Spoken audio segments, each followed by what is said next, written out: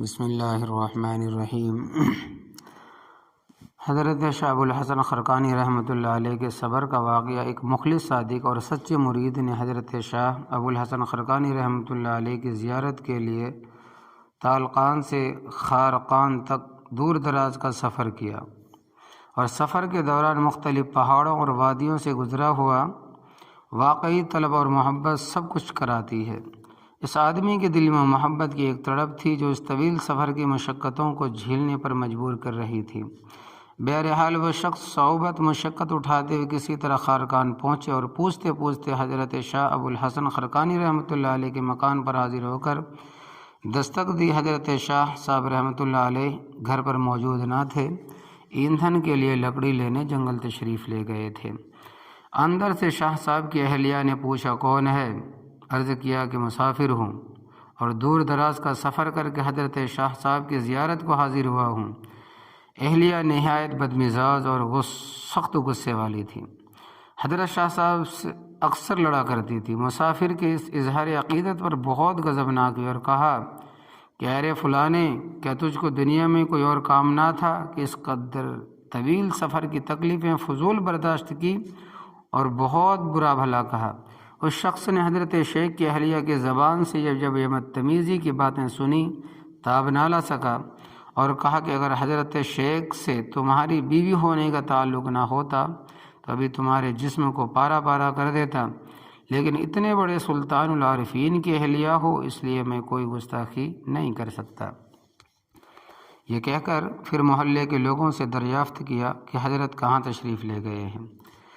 کسی نے بتایا کہ وہ قطب وقت جنگل سے لکڑیاں لینے گئے ہیں۔ شیخ کی محبت میں وہ مرید جنگل کی طرف چل دیا، اور راستے میں سوچتا جا رہا تھا کہ اتنا بڑا شیخ ایسی بد اخلاق عورت کو نہ جانے کیوں شرف تعلق بخشا ہے۔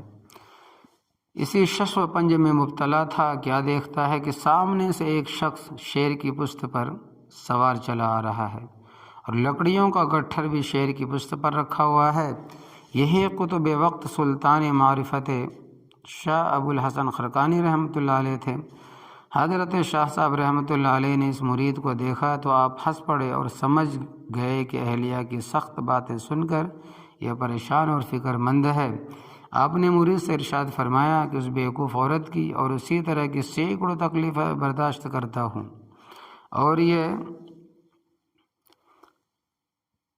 جاہد و مشقت صرف اللہ تبارک و تعالیٰ کی خوشنودی کے لیے ہے، نہ کہ اس بدمزاج عورت کے حسن اور رنگ کے عشق میں ہے۔ چونکہ میں خلق میں محبوب و مقبول اور مخلوق کی تعظیم سے میرے اندر عجب و خود بینی پیدا ہوتی ہے، لہذا میرے تکبر اور خود بینی کا علاج یہ عورت کیا کرتی ہے۔ جب یہ میرے ساتھ گستاخی اور بدتمیزی سے پیش آتی ہے تو دماغ سے وہ تمام پندار و تقبل نکل جاتا ہے جو خلق کی تعریف و تعظیم سے پیدا ہوتا ہے، اور اس طرح نفس کا عجب و تکبر سے تزکیہ ہو جاتا ہے۔ اور فرماتے ہیں کہ یہ جو میں شیر کے پیٹھ پر بیٹھا ہوا ہوں اور سانپ کی رسی سے میں نے جو لکڑی باندھی ہے اور سانپ کا چابک میرے ہاتھ میں ہے، وہ اس لیے ہے کہ اپنی بیوی کی باتوں کو برداشت کر کے صبر کر کے اللہ تبارک و تعالیٰ نے مجھے اس مقام پر پہنچایا ہے۔